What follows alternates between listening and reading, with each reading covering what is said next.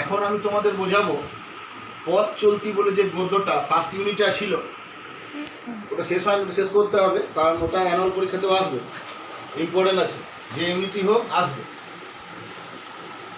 পথ চলতি,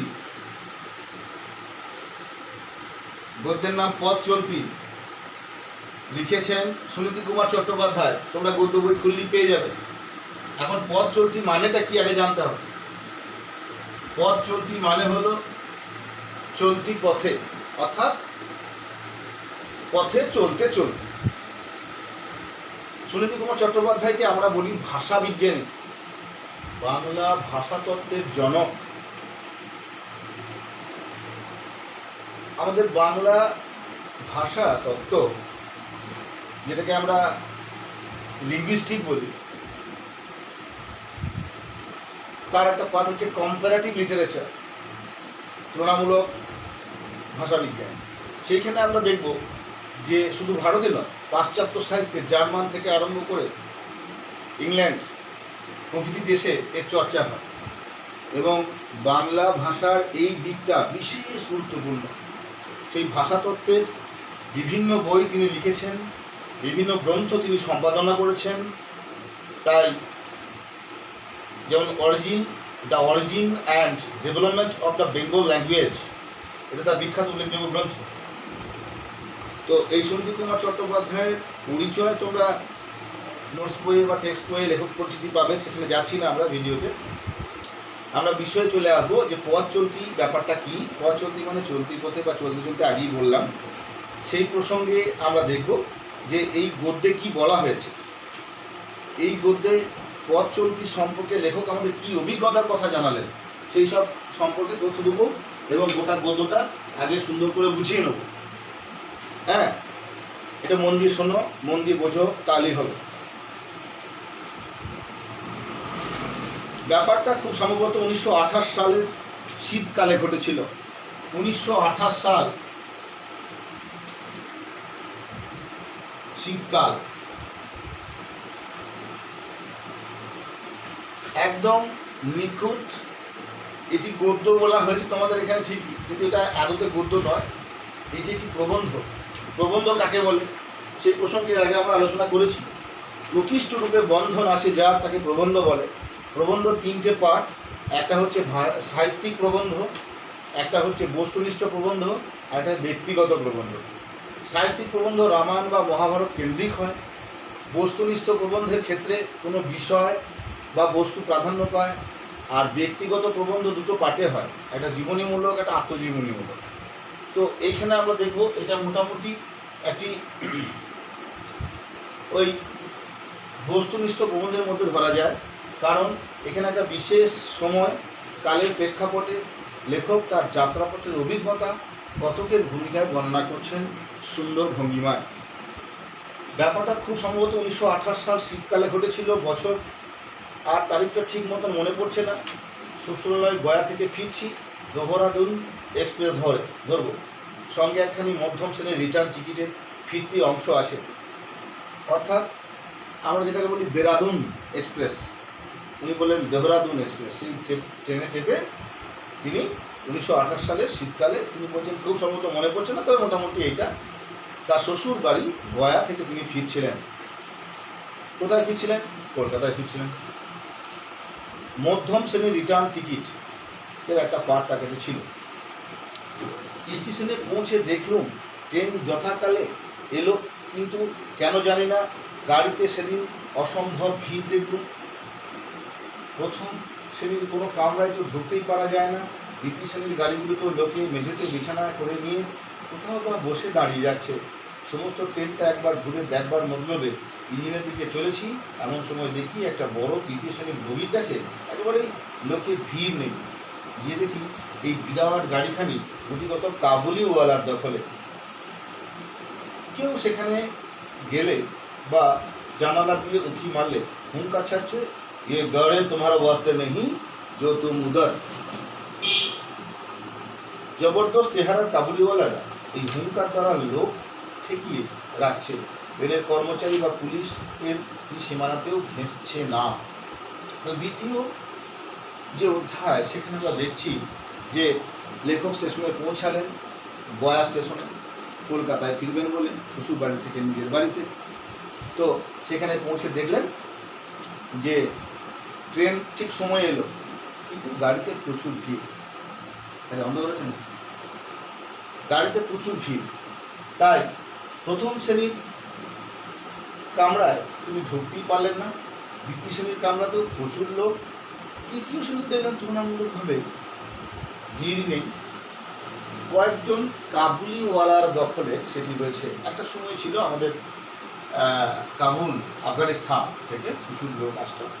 তারা আমাদের দেশে বা আমাদের দেশের বিভিন্ন রাজ্যে তারা বাদাম, পেস্তা, তারপরে ওই শুকনো আখরোট, এই শুকনো ফলের ব্যবসা করত এবং একটা সিজনাল ব্যবসা তারা করতো। এই দেশে এসে বিভিন্ন রাজ্যে রাজ্যে ঘুরে তারা প্রচুর পরিমাণে কিশমিশ, বাদাম, আখরোট, পেস্তা এগুলো সব দিয়ে যেত, আর 6 মাস 9 মাস পর সেগুলো টাকা চাইতে আসতো। রবীন্দ্রনাথ ঠাকুরের কাবুলিওয়ালা গল্পেও এই কাবুলিওয়ালা রহমতের কথা আছে এবং সেখানে সেই রহমত ব্যবসা করতে এসেছিল, তার কাহিনী রয়েছে। তো এখানেও এই শ্রেণীর কামরাটা কাবুলি, কুটিকত কাবুলিওয়ালার দখলে, বেশ ভিড় নেই, ফাঁকা ফাঁকা। তো লেখক ঠিক করলেন সেখানে ঢুকবেন, কিন্তু তারা পরিষ্কার আওয়াজ ছাড়ছে কি যে এই গাড়িটা তোমাদের জন্য নয়, যাও তুমি ওইদিকে যাও, তোমরা ওদিকে যাও, ইয়ে গাড়ি তোমার বাঁচতে নেই, যো তুমি যাও। কাবুলিওয়ালাটা লম্বা চওড়ার হয়, হ্যাঁ, বেশ ভালো ঠান্ডা মার্কা চেহারার হয়। তাই লেখক বললেন তাদেরকে যে জবরদস্ত চেহারা। রেলের কর্মচারী বা পুলিশ ও ত্রিসীমানা তো কেউ ঘেসছে না ভয়। তখন ঠিক করলুন এই গাড়িতেই ছুটবে, অর্থাৎ ওই তৃতীয় শ্রেণীর কামরাতেই তিনি যাবেন।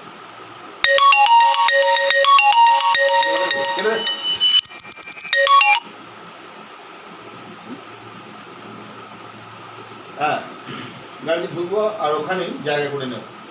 আমার সাহস হচ্ছে খালি এই জন্য যে আমি 2-4টি ফার্সি কথা বলতে পারি। লেখকের সাহস ছিল, প্রথমত বাঙালি, বুদ্ধি ছিল, দ্বিতীয়ত তার প্রধান সাহসের অবলম্বন ছিল একটাই, যে তিনি খুব ভালো ফার্সি জানতেন। আর এরা ফার্সি হচ্ছে আফগানিস্তানের শিক্ষিত জনের ভাষা, উচ্চ মধ্য সমাজের ভাষা, সরকারি ভাষা। অন্তত তখন তাই ছিল। কাবুলিওয়ালা পাঠানদের মাতৃভাষা পশতু সম্মান তখন ছিল না। একে তো পশতুভাষী লোকেদের মধ্যে শিক্ষা সংস্কৃতির অভাব ছিল, আর তার উপর তাদের ভাষা সাহিত্য তেমন ছিল। আমার মনে হলো এদের মধ্যে ফার্সি বলাটা যখন একটা শিক্ষা আর আভিজাত্যের লক্ষণ, তখন আমি যদি এদের সঙ্গে ফার্সিতে 2-1 কথা বলি, তাহলে এরা প্রধানত একটু হকচকিয়ে যাবে, কিন্তু বুদ্ধিটা কাজে লাগাবে। আর বাঙালি বহুমুখে ফার্সি শুনে তারপরে তারা হয়তো আমার জন্য জায়গা করে দিতে পারে, এই বুদ্ধিটা তিনি ধরলেন। জবরদস্ত আর মারমুখী হলেও আমি জানি যে এই পাঠানদের মধ্যে আবার একটু শিশুসুলভ ভাব আছে। পাঠানদের বেশ কিছু গুণের কথাও তিনি জানতেন,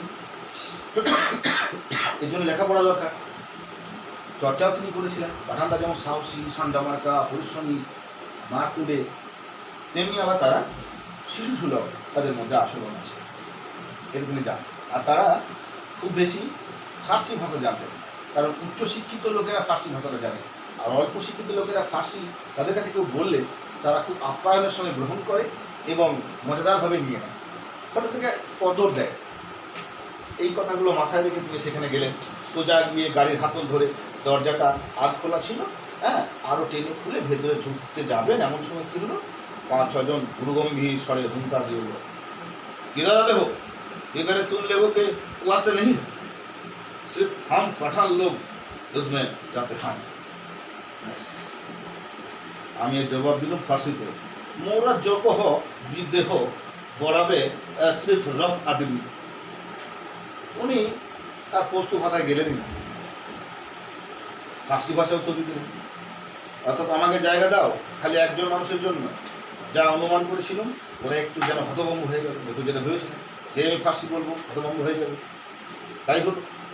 একজন আমার সঙ্গে আমার কথা বুঝতে পারলেন না, বললো ক্যা মানতা।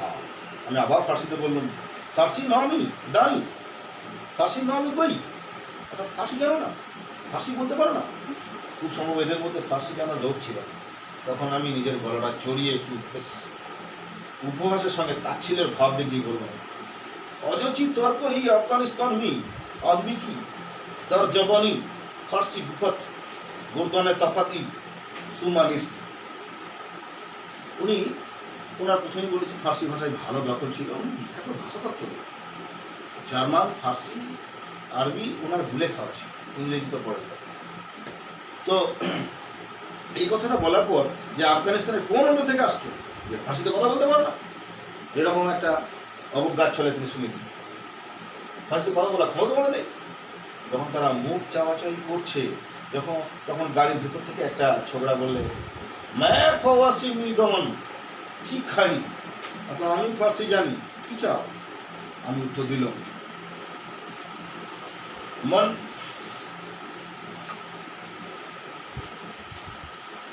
গুপ্তা বুদম্ম রাজজ্ঞ বিদেহ।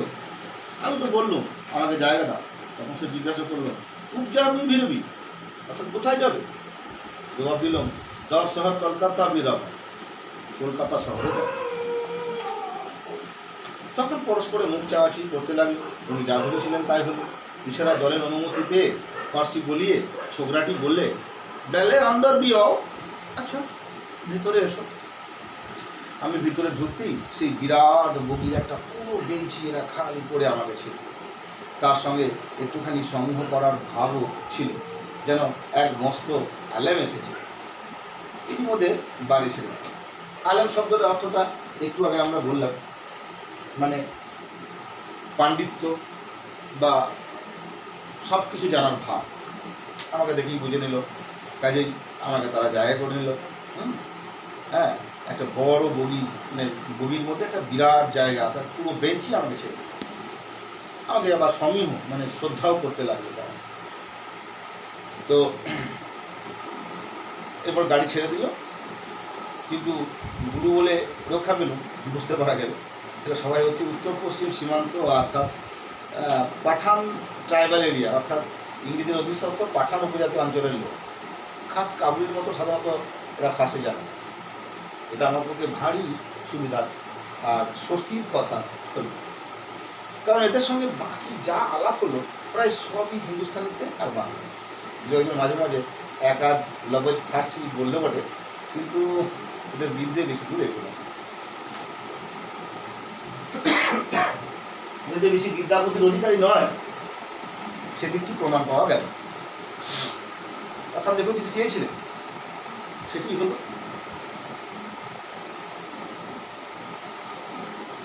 তার কাজে লেগে গেল, তিনি জায়গা পেলেন, আরামসে কলকাতা ফিরতে পারবেন, কাজে কোনো অসুবিধা হলো। ট্রেন চলছে, চারদিক বেশ তাকিয়ে নিলুম, আর 16 জন পাঠান মর্দ এই গাড়ির যাত্রী। মোট কজন ছিল? 16 জন যাত্রী ছিল, দেখো ট্রেনে 17 জন। সমস্ত গাড়িখানা বাসি কাপড় চোপড় আর দেহের ধর্ম, আর তার সঙ্গে হিঙের উগ্র গন্ধে ভরপুর। কামরাটা কিসের গন্ধে ভরপুর ছিল? বাসি কাপড় চোপড়, কাছে না, দেহের ঘামের গন্ধ আর হিং। এরা হিং বেচতে আসছে, এটা বোঝা যাচ্ছে। তো এই অপূর্ব সৌরভের সংমিশ্রণ কড়াভাবে আমার নাসারন্ধ্রকে আক্রমণ করলে। স্বাভাবিকভাবে বাঙালির একটু স্মার্ট জাতি, একটু ভদ্র নম্র, একটু পরিষ্কার পরিচ্ছন্ন, এটা নাকে আঘাত করলো, বন্ধগুলো লাগতে লাগলো। একটুখানি দূরে উপরের ব্যাংকের ওপরে, বাঙ্ক যেটাকে বলি বাঙ্কার, তার উপরে একটা বুড়ো শুয়েছিল, বৃদ্ধ পাঠান। আমাকে ঢুকতে দেখে শোয়া অবস্থা থেকে উঠে খাটনমালা হয়ে আসন নিয়ে বসেছিল। তো টঙের ওপর থেকে আমাকে নিবিষ্ট চিত্তে দেখে একটুখানি পরে জিজ্ঞাসা করলে, বাবু বাংলাদেশের থুন নিয়ে আইছ? বয়স্ক পাঠান, অনেকদিন বাংলার সঙ্গে যাতায়াত আছে, বোঝা যাচ্ছে।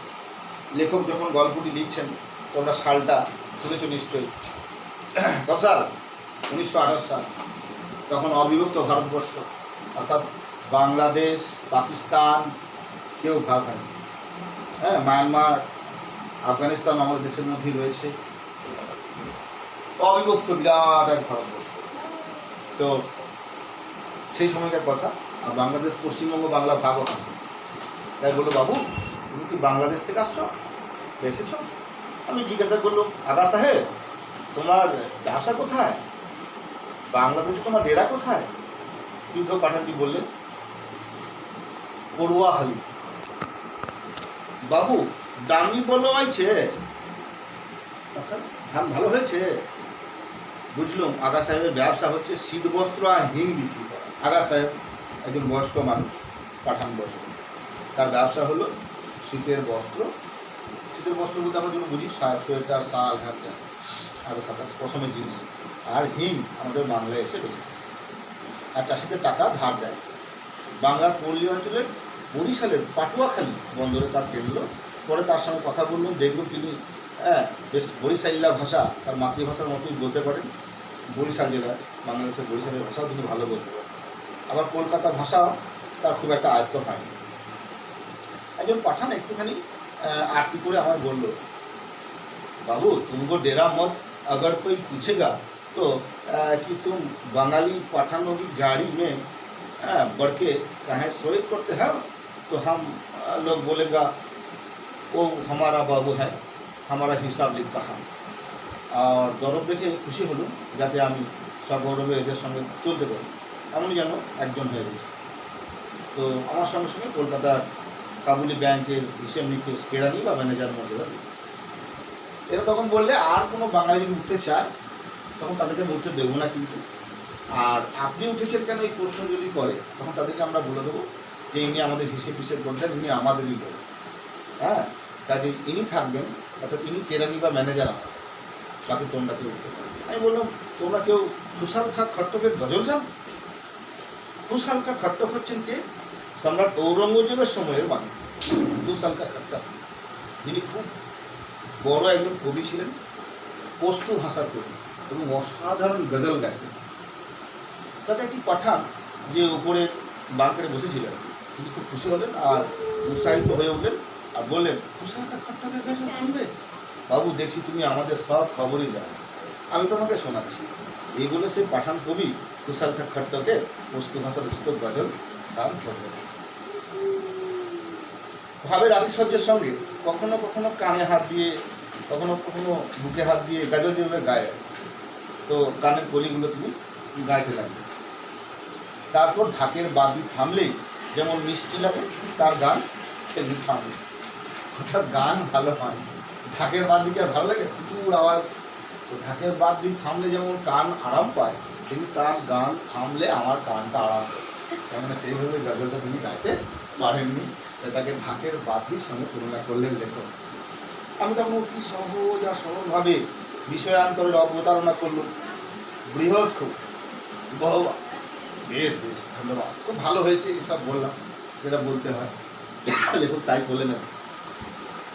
গাজল তো শোনালে, এখন আদম খান আর দুরখানির মোহাম্মদের কিস্সা কেউ জানো?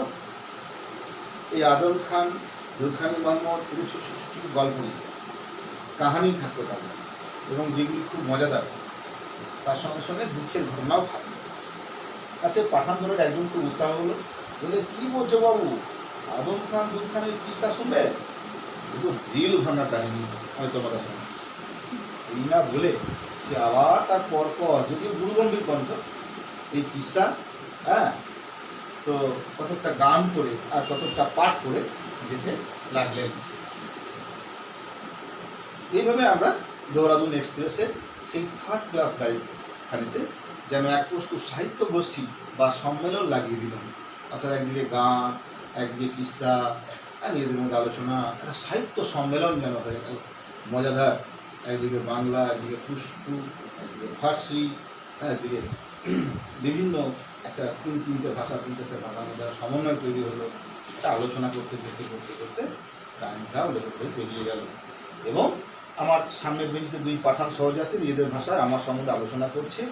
শুনলাম পশতু ভাষা বুঝি না, কিন্তু এই ভাষার প্রচুর ফার্সি বা আরবি শব্দ আছে, কাজেই উর্দুটা একটু জানা থাকলে অনেক শব্দ বুঝতে পারা যায়। আর তার সাহায্যে কী বিষয়ে আলাপ হচ্ছে সেটা বুঝতে দেরি হয় না। এরা ভারী বিদ্বান আর বুদ্ধিমান, দেখছো না, ইংরেজরা লেখা সব বই পড়ে আর ফার্সি পড়ে। এই বাবু আমাদের সম্বন্ধে কত খবর জানে, মাই আমাদের খাস দোহাতি কথা কত জেনে দিয়েছে। আমার সম্বন্ধেও তারা নানা রকম আলোচনা করলো। এই বাবু মানে অর্থাৎ তার সম্বন্ধে, লেখক সম্বন্ধে তাদের ধারণা স্পষ্ট হলো, কত কিছু জানে, তার জ্ঞান, এই সঙ্গেও আলোচনা হলো।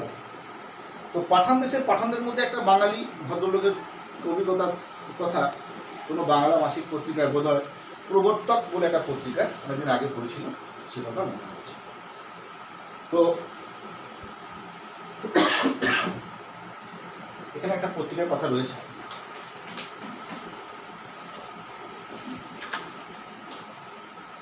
বারবার জল খাচ্ছি, অত টেনশন না, গলাটা আটকে যাচ্ছে। তো প্রবর্তক বলে একটা পত্রিকার কথা এখানে বলা হচ্ছে, যে পত্রিকায় তখন বাংলা লেখা বেরোত, আর সেখানে এক বাঙালি ভদ্রলোকের অধীনতার কথা লেখক করেছিল। তো পাঠানদের প্রায় প্রত্যেকেই ক্রমে একটা বেঞ্চ বা বার দখল করে শোবার চেষ্টা করলো। তখন রোজার সময় ছিল, রোজা তোমরা জানো রমজান মাসে হয়। হ্যাঁ, ইসলাম ধর্মে যারা বিশ্বাসী ওদের কাছে একটা পবিত্র মাস, রোজা পালন করে। তো এই পাঠানরাও রোজা পালন করে। তো রোজার সময় চলছিল, সকলে আগে সান্ধ্য হওয়া সেরে নিয়েছিল।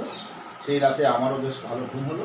এদের সঙ্গে থেকে গাড়ির ভিতরকার সৌরভে গন্ধ, সৌরভের সুগন্ধ আর নাসিকাটিও ক্রমে অভ্যস্ত হয়ে গিয়েছিল। কিছুক্ষণ থাকার পর আস্তে আস্তে নাকটা ওই গন্ধটাকে অ্যাডজাস্ট করে নিয়েছিল।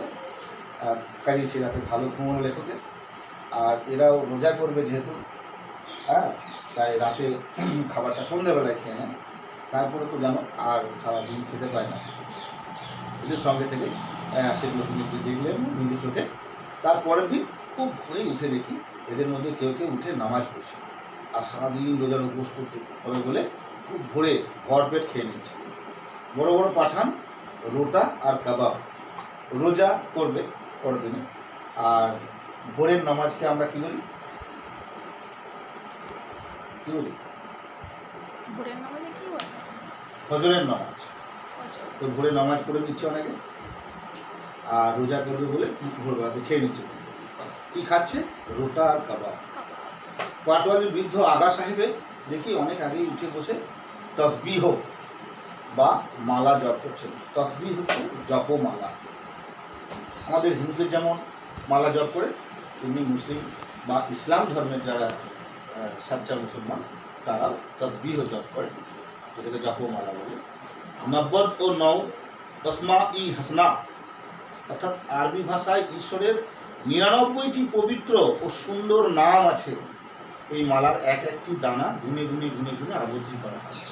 নীরব ব্যবস্থা কী আছে জপমালায়?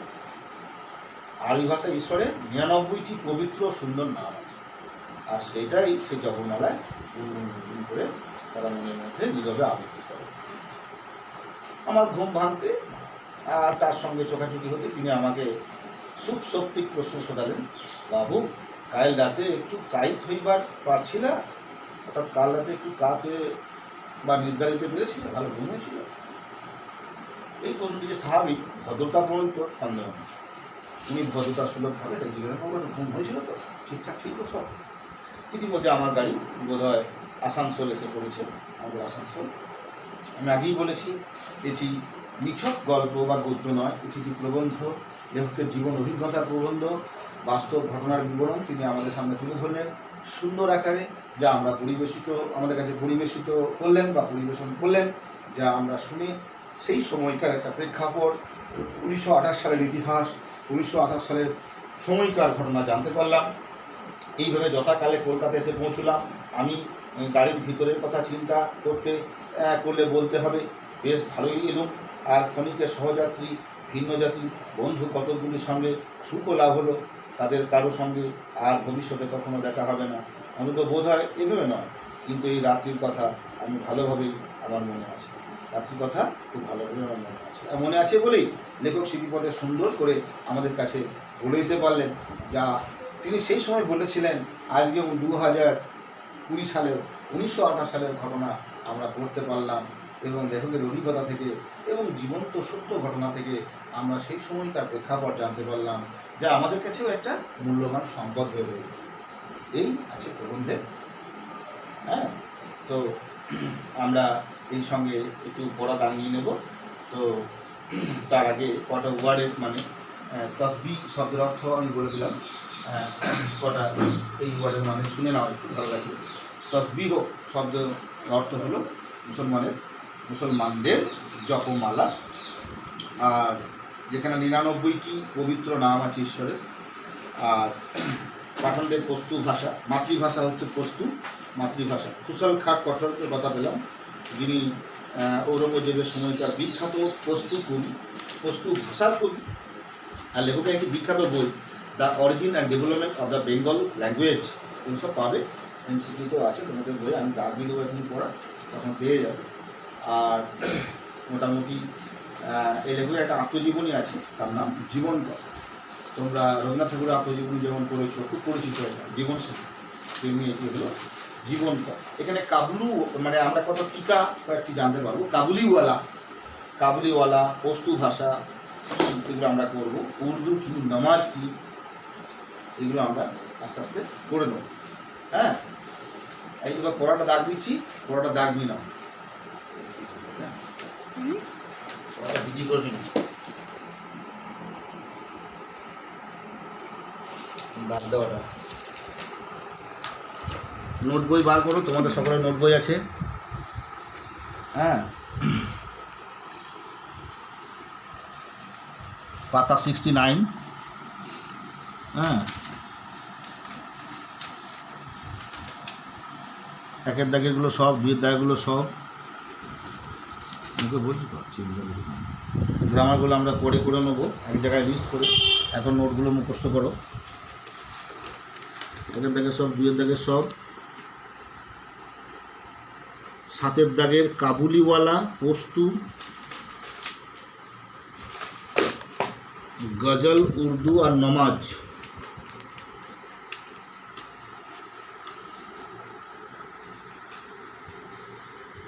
আটের দাগের দুইয়েরটা, তিনেরটা, পাঁচেরটা।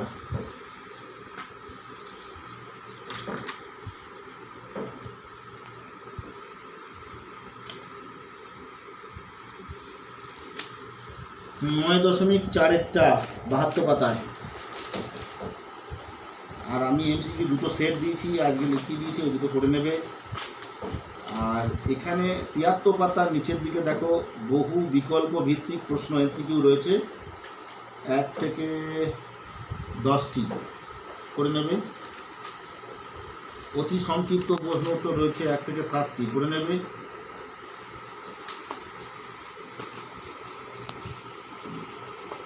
তার নিচে ব্যাখ্যা ভিত্তিক সংক্ষিপ্ত প্রশ্ন উত্তর পেয়েছিস? হ্যাঁ, 1-এরটা 74 পাতার নিচের দিকে, 1-এরটা, 3-এরটা, 4-এরটা, 5-এরটা, বুঝেছে? তার নিচে এমসিকিউ রয়েছে দেখ 1 থেকে 6টা।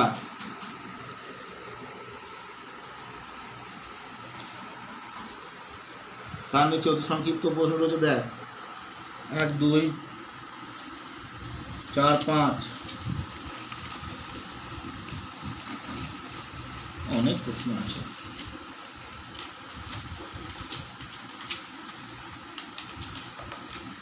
ছিয়াত্তর পাতার নিচের দিকে তাকাও। আচ্ছা, ওটা 6, 7 ওটা নিয়ে নাও। আচ্ছা, 76 পাতার নিচের দিকে তাকাও। ব্যাখ্যা ভিত্তিক সংক্ষিপ্ত উত্তর ধর্মী প্রশ্ন উত্তর, ওইটা 2-এর দাগেরটা, 3-এর দাগেরটা। 2-এর দাগের লেখককে কারা কেন মস্ত আলেম ভেবেছেন, 3-এর দাগেরটা কিন্তু গুরু বলে রক্ষা পেলুম। তার ঠিক নিচে আবার এমসিকিউ আছে 1 থেকে মাত্র 4টি। তার ঠিক নিচে এসএ কিউ আছে 1 থেকে ঠিক 7টি।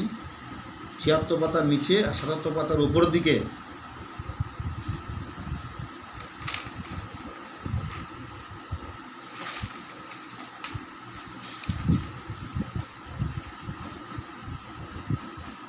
পাতার একদম নিচে বহু বিকল্পীয় প্রশ্ন রয়েছে এমসিকিউ, মাত্র 6টি করে নেব।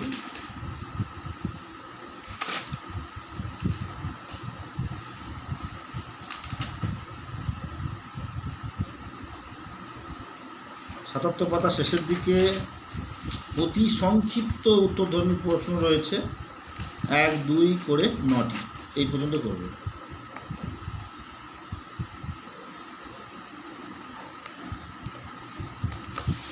বন্ধ।